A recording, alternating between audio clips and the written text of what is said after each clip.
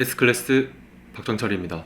오늘은 제 경험에서 비춰봤을 때 부동산 공부를 시작한 지 얼마 안 되신 분들이 제가 했던 실수를 안 하셨으면 하는 생각에 영상을 찍게 됐어요. 첫째로는 준비 기간이 길면 안 된다 예요. 많은 분들이 실제 투자는 안 하시고 준비한다는 명목하에 실전 투자를 좀 많이 미루시더라고요. 부동산 투자 공부는 공부를 해서 부동산 학위를 따려고 하는 게 아니잖아요. 내가 투자를 해서 돈을 벌려고 하는 거잖아요. 물론 공부를 어느 정도 하고 나서 투자를 해야겠지만 그 공부하는 기간이 너무 길면 안 되는 거예요. 저는 물론 종류에 따라 좀 다르겠지만 공부하는 기간은 진짜 열심히 한다고 하면 한 달, 두 달 정도면 충분하다고 생각을 하거든요. 그 공부 기간을 얼마로 정하는 게 가장 좋다. 사실 이런 부분들은 개개인들마다 조금씩 성격이 다르기 때문에 최소한 데드라인은 정해놓는 게 좋겠죠. 두 달이면 두 달, 세 달이면 세 달, 한 달이 될 수도 있겠고요. 빠르면 빠를수록 좋긴 하겠죠. 모든 걸 다 알고 투자를 하려면 사실 시간이 너무 오래 걸려요. 제가 한창 경매를 배우러 다닐 때는 경매 이론 공부만 2년 넘게 하신 분도 제가 본 적이 있거든요. 공부를 위한 공부를 하면 안 되는 거잖아요. 우리는 돈을 벌기 위해서 부동산 투자를 공부를 하는 거잖아요.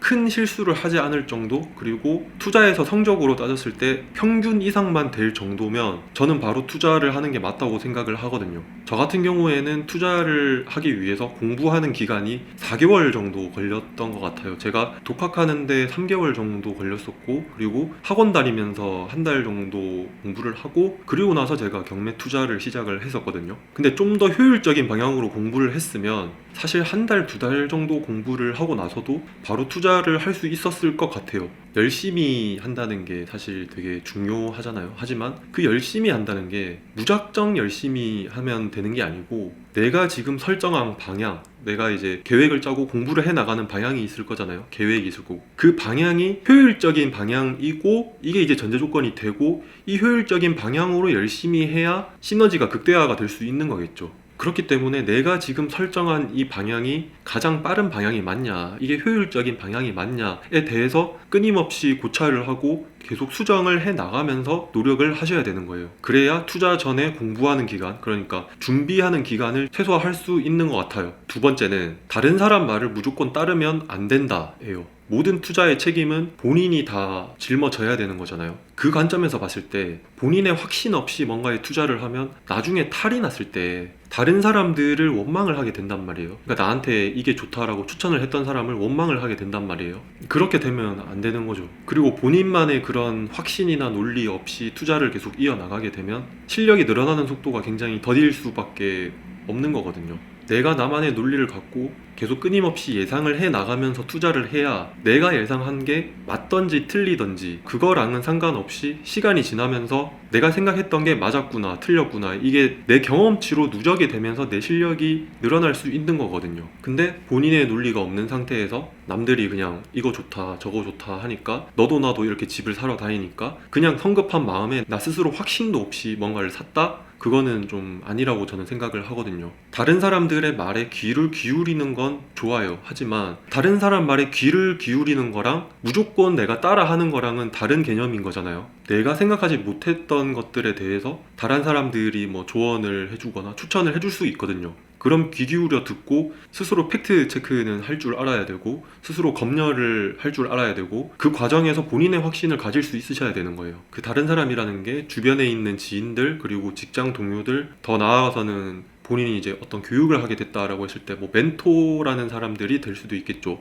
겉보기에 좀 유명한 사람이라고 해서, 아니면 좀 실력이 좋아 보인다고 해서 그 사람 말을 무조건 따르면 안 된다고 저는 생각을 해요. 본인 거는 본인이 챙기셔야 되는 거예요. 그 누구도 나에 대해서 나만큼 생각을 안 해주는 건 당연한 거잖아요. 제 경험에서 보면 저도 사실 투자 초반에는 못 모르고 투자를 했던 것도 사실 있었던 것 같아요. 실패한 투자라고 해서 손해를 보고 그런 건 아니지만, 제가 기대했던 수익이 이 정도라면 이만큼이 안 나오고 그거보다 낮은 수익이 났던 것도 있거든요. 더 좋은 선택지가 있었기 때문에 당연히 아쉬움은 남지만 어쩔 수 없잖아요. 저도 사람이니까. 더 좋은 선택을 했으면 제가 돈을 더 많이 벌 수 있었을 거니까 아쉬움은 남는데, 그래도 제가 후회를 좀 덜 하게 되는 건, 제가 다른 사람이 이게 좋다고 해서 무조건 제가 따라서 한 게 아니고, 저는 제 나름의 논리를 갖고 선택을 한 거였거든요. 물론 제 논리가 틀렸지만 저는 그 과정에서 부딪히면서 배운 거예요. 그 논리는 틀린 논리였구나 배우게 됐고, 다음에는 같은 실수를 안 할 자신을 갖게 됐거든요. 세 번째는 투자에서 실패했다고 해서 부동산에 대한 관심을 멈추면 안 된다예요. 투자에서 실패한 케이스라고 하면 저는 두 가지로 볼 수 있다고 생각을 하거든요. 첫째는 말 그대로 잘못된 투자를 한 사람, 그리고 두 번째는 투자를 해야 되는 타이밍에 안 한 사람이라고 저는 생각을 하거든요. 투자를 해야 되는 타이밍에 투자를 안 한 것도 저는 투자 실패라고 생각을 해요. 물론 부동산 투자를 안 하고 부동산 투자로 얻을 수 있는 수익을 넘어서는 뭔가 다른 곳에 투자를 했다라고 하면 그건 실패가 아니겠죠. 모든 사람들은 죽을 때까지 부동산에서 살게 되잖아요. 특히 우리나라 사람들 같은 경우에는 전 재산을 넘어서 부채까지 끌어와서 집을 사잖아요. 그렇기 때문에 본인이 산 집이 가격이 올라갔냐 내려갔냐, 그리고 그 집의 가격이 조금 올라갔냐 많이 올라갔냐, 이게 엄청난 차이를 불러오는 거잖아요. 그래서 내가 지금 집을 사야 되는 타이밍인지 안 사야 되는 타이밍인지, 그리고 사야 되는 타이밍이라고 하면 어떤 걸 사야 되는 타이밍인지, 더 나아가서 내가 지금 이사를 가야 되는데 언제 어디로 이사를 가야 되는지에 대한 관심은 끊임없이 갖고 계셔야 되는 거고, 항상 촉각을 곤두세우고 계셔야 되는 거예요. 저 같은 경우에는 제가 한창 서울의 빌라를 경매로 사고 다닐 때 지방광역시에 아파트 투자하는 타이밍을 한 템포 놓친 적이 있었거든요. 정확히 이야기하면 최고로 좋은 타이밍은 아니었지만 그때도 괜찮은 타이밍이었어요. 하지만 그 당시에는 내가 좀 늦었구나 라고 생각을 했었거든요. 이미 늦었다고 이야기를 하는 사람들도 있었고, 더 올라가기는 힘들다 라고 이야기를 하는 사람들도 있었고, 지방은 이제 그만 봐야 된다 라고 하는 사람들도 많았었어요. 투자를 해야 될 타이밍에 제가 못하게 된 거니까, 한 템포 늦게 된 거니까 그것도 어떻게 보면 실패라고 할 수 있겠죠. 근데 제가 그때는 울산에 살 때였으니까 이 집 주변에 그래도 계속 임장을 나가보자, 기회가 그래도 있을 수 있지 않냐라는 생각으로 끊임없이 계속 임장을 가면서 모니터링을 했었어요. 계속 그렇게 관심을 갖다 보니까 안 보였던 게 하나씩 보이고, 내가 1급지의 투자 타이밍이나 아니면 2급지의 신축 아파트의 매수 적기는 놓쳤지만 2급지 준신축이나 구축 아파트, 그리고 3급지 준신축급 아파트들은 지금 타이밍이 괜찮을 것 같다라는 결론을 내리게 됐어요. 그래서 주변 사람들한테 추천도 많이 했고 저도 투자를 했고 그렇게 했었거든요.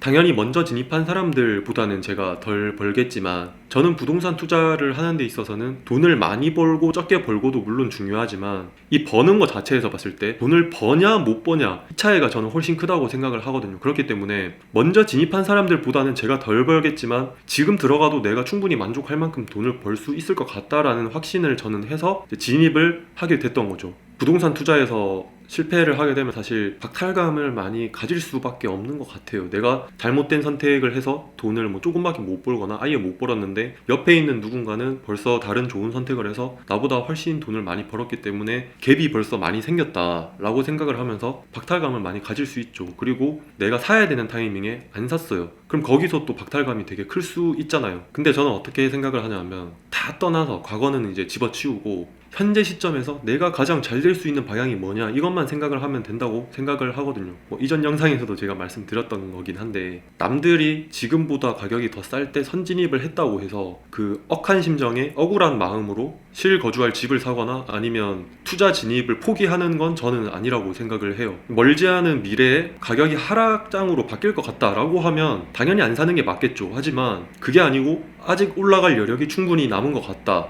나는 그 정도를 벌어도 만족을 할 것 같다, 내가 현금을 갖고 있으면 여기 부동산에 투자를 했을 때보다 그걸 넘어서는 수익을 내기는 힘들 것 같다라는 판단이 되면 들어가는 게 맞다고 저는 생각을 하거든요. 물론 그 판단은 본인의 확신에서 나오는 거고, 그 확신은 철저한 공부와 논리에서 나오겠죠. 네 번째는 아무 교육이나 들으면 안 된다 예요. 사람들이 실수하는 것 중에 하나가, 제가 봤을 때는 본인이 봤을 때 뭔가 돈이 돼 보이는 분야가 있어요. 그러면 내가 그냥 이 분야에 대한 교육만 들으면 나도 돈을 벌 수 있겠다, 이렇게 생각을 하는 게 저는 좀 착각이라고 생각을 하거든요. 교육도 나한테 도움이 되는 교육이 있고 안 되는 교육이 있고, 도움이 되는 교육 중에서도 도움이 많이 되는 교육이 있고 도움이 조금밖에 안 되는 교육도 있고 굉장히 다양하거든요. 이전에 제가 말씀드렸던 것처럼 초창기에는 제가 부동산 관련된 교육을 굉장히 많이 듣고 다녔었거든요. 그때를 생각을 해보면 진짜 도움이 하나도 안 됐던 교육도 있었고, 진짜 비싼 돈을 주고 내가 배웠지만 지금의 제가 있기까지 진짜 그 부동산 투자에서 밑거름이 됐던 교육들도 있었어요. 제 경우에는 어땠냐면, 좀 유명하고 그리고 딱 봤을 때 조금 실력이 괜찮을 것 같은 사람이라고 하면 그 교육이 나한테 진짜 도움이 될지 안 될지에 대해서 깊이 있게 확인을 안 해보고, 그러니까 검증 절차 없이 그냥 교육 등록을 했던 적이 있는 것 같아요. 그때 저는 좀 후회를 했었거든요. 생각보다 도움이 별로 안 됐어서. 그러니까 유명하고 안 유명하고 그게 이제 키포인트가 아니고, 핵심은 내가 깊이 있게 알아봤냐 안 알아봤냐, 그게 중요한 거예요. 나한테 도움이 될지 안 될지에 대해서. 내가 어떤 분야에 대해서 관심이 많다고 해도 그 분야에 대해서 나 스스로 아는 게 하나도 없으면 그 교육이 나한테 도움이 될지 안 될지에 대해서도 판단이 어렵거든요. 사실 굉장히 높은 수준까지는 아니겠지만, 그래도 요즘에 책이나 유튜브 영상만 해도 퀄리티가 굉장히 높게 잘 나오잖아요. 그런 것들을 통해서 많이는 아니어도 어느 정도는 시간을 들이셔서 독학을 하셔서 기본기는 그래도 갖춘다면 어떤 교육이 나한테 도움이 되고, 그리고 도움이 된다고 하면 뭐가 더 나한테 도움이 많이 될지에 대해서 어느 정도는 판단이 되실 거예요. 내가 퀄리티 낮은 교육을 듣게 되면 내 돈만 나가는 게 아니고 내 시간도 나가게 되는 거고, 더 나아가서는 내가 투자를 하는 데 있어서 적극성, 그러니까 전투력이 떨어지기도 하더라고요. 그렇기 때문에 어떤 교육이 나한테 가장 많은 도움이 될지에 대해서 충분히 많은 고민을 해보셔야 되고, 그 교육을 진행하게 될 멘토가 될 분을 직접 만날 수 있다면 한번 만나보시는 게 좋다고 생각해요.